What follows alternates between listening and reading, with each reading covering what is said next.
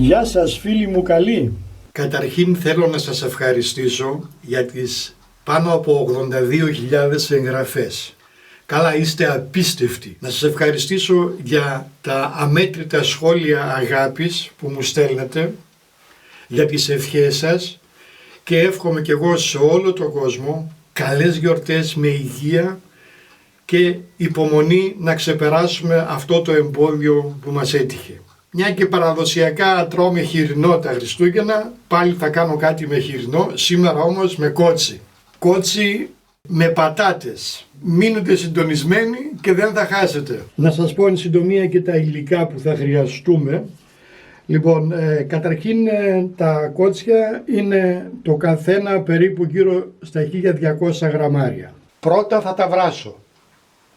Θα τα βράσω σε νερό, προσθέτοντας όλα αυτά εδώ τα ωραία πραγματάκια που βλέπουμε. Έχω πιπέρι σε κόκκους, έχω πιπέρι χρωματιστό, 3 καυτερές πιπερίτσες, 1 καρφάκι γαρίφαλο, μπαχάρι, κρεμμύδι πράσο, 2 φύλλα δάφνης, 2 καρότα και θα προσθέσω και λίγο σέλαρι. Πάμε τώρα αυτά να τα δούμε στην πράξη.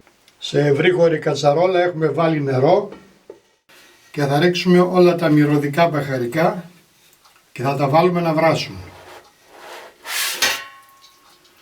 Καρότα, γκρεμμύδια, σέλινα χοντροκομμένα.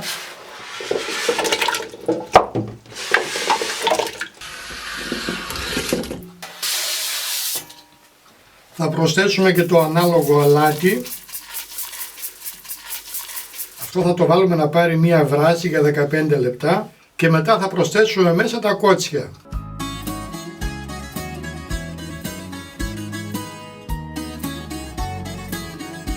Έχουμε καθαρίσει τις πατάτες και αφού είναι μετρίου μεγέθους θα τις κόψουμε μία φορά στη μέση και θα τις βάλουμε στο νερό.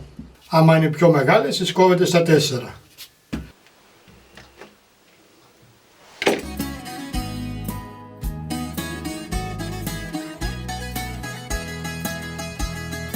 Σε δεύτερη κατσαρόλα και σε νερό που βράζει θα ρίξουμε το αλάτι και θα προσθέσουμε μέσα τις πατάτες. Μόλις αρχίσει να βράζει το νερό με τις πατάτες μετράμε 15 λεπτά. Στην άλλη κατσαρόλα με τα λαχανικά θα βάλουμε μέσα τα κότσια. Τα λαχανικά έχουν πάρει μία βράση 15 λεπτών και τώρα θα μπουν μέσα τα κότσια. Προσέχουμε να είναι σκεπασμένο όλο το κρέας, να είναι μέσα στο νερό. Ετοιμάζουμε την πάστα για τις πατάτες. Θα ρίξουμε μέσα δεντρολίβανο. Τώρα μπορείτε να βάλετε και χλωρό αν θέλετε. Εγώ θα βάλω σήμερα ξερό. Θα ρίξουμε πάπρικα, λίγο καγιέν. Προσοχή με το καγιέν γιατί είναι καυτερό, όσο αντέχετε. Φυσικά και θα ρίξουμε αλάτι, όλο το αλάτι που θα βάλουμε στις πατάτες θα το βάλουμε τώρα εδώ. Πιπέρι, φρέσκο τριμμένο, όσο νομίζετε. Μία σκελίδα σκόρδο, πολτοποιημένη. Μπορείτε να βάλετε και περισσότερο αν θέλετε.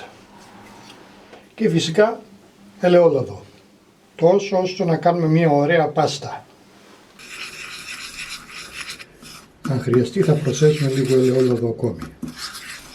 Τώρα εγώ εδώ έχω βάλει 1 κιλό πατάτες, καθαρισμένες. Εσείς τώρα ανάλογα της ανάγκης σας προσαρμόστε την ποσότητα της πατάτας που θα ψήσετε. Θέλει ακόμη λίγο λάδι εδώ.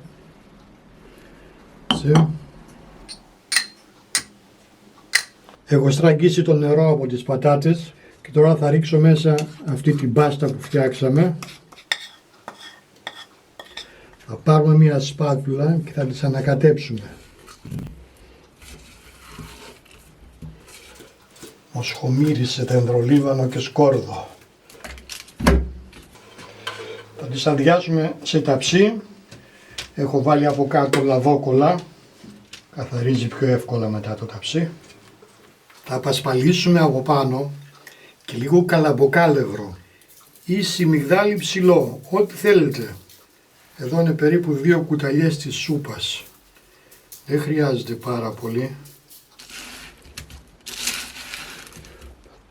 Τις ανακατέψουμε καλά και τις βάζουμε σε προθερμασμένο φούρνο στους 190 μαζί με τα κότσια, τα οποία θα μπουν τώρα και αυτά στη σειρά.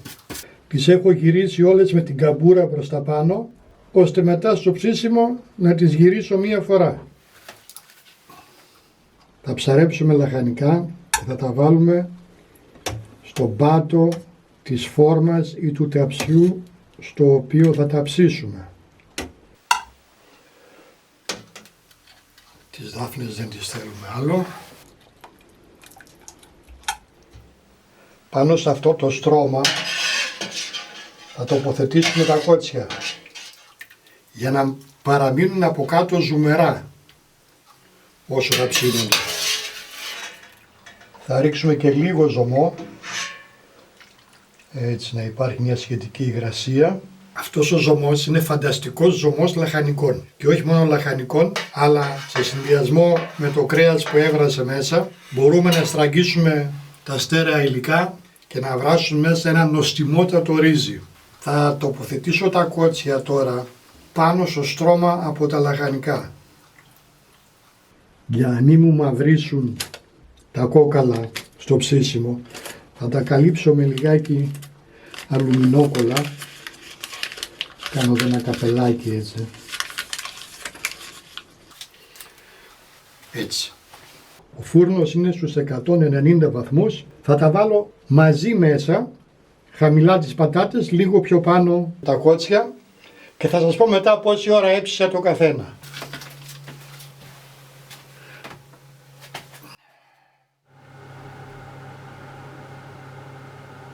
Σε ένα μπολ θα ρίξουμε περίπου 1 κουταλιά της σούπας μουστάρδα, 1 κουταλιά της σούπας πετιμέζι, 1 κουταλιά της σούπας ξύδι μπαλσάμικο και περίπου 1 κουταλιά της σούπας μέλι.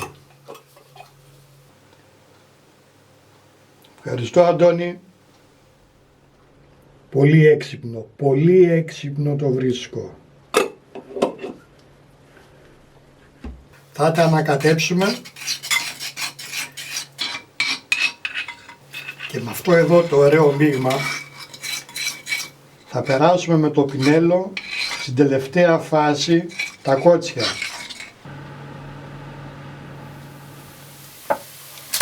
Μετά από 55 λεπτά οι πατάτες.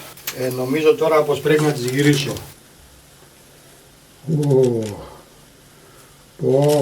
Πω. Δες εδώ χρώμα. Καλά από αρώματα δεν το συζητάω. Δεντρολίβανο, σκορδάκι. Θέλω να πιστεύω ότι οι πατάτες θέλουν ακόμη 20 λεπτά. Το πολύ.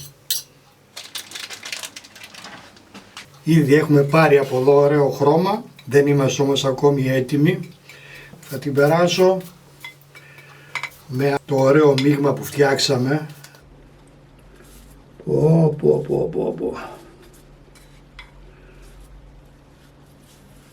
Και τώρα λίγο θα τα γυρίσω.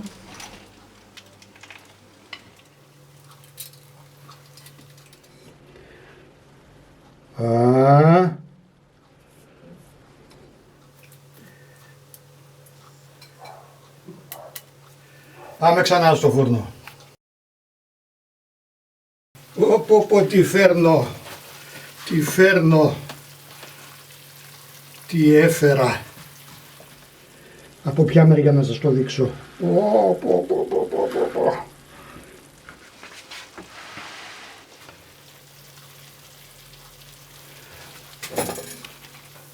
70 λεπτά οι πατάτες στο φούρνο. Καλά, δεν το συζητάμε. Πω.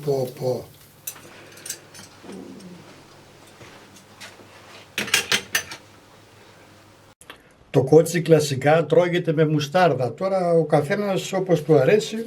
Εμένα μου αρέσει η μουστάρδα στο κότσι. Να του βάλουμε λίγη μουστάρδα εδώ έτσι.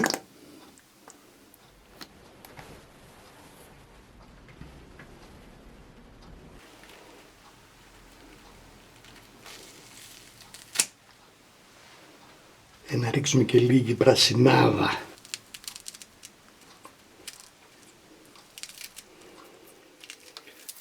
Λίγο σχοινόπρασο. Και κρεμμυδάκι φρέσκο κάνει μια χαρά. Και μαϊντανός. Τώρα νομίζω πως είναι εντάξει, Για να δούμε τι κάναμε. Τι ωραία που στρίβει το κόκαλο. Και τι ωραία που βγαίνει. Πω.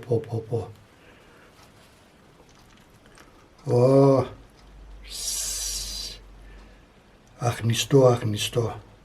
Σαν να ψήθηκε.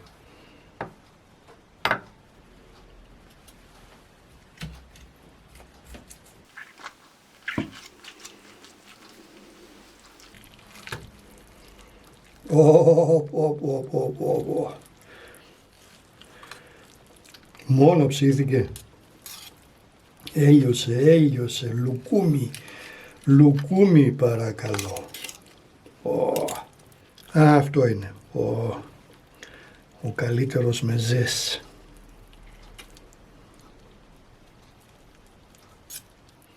Να βάλουμε και λίγη μουστάρδα.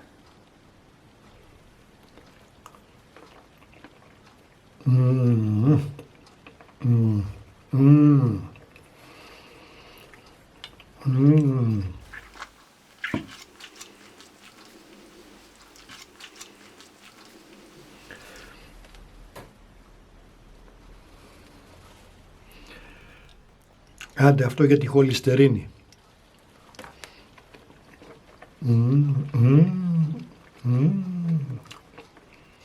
Για να δούμε και ένα καροτάκι που βοράσαν τόση ώρα μαζί. Πολύ ωραία η γεύση τους. Οι πατάτες οι συγκλονιστικές με το καλαμποκίσιο αλεύρι που έκανε κρούστα.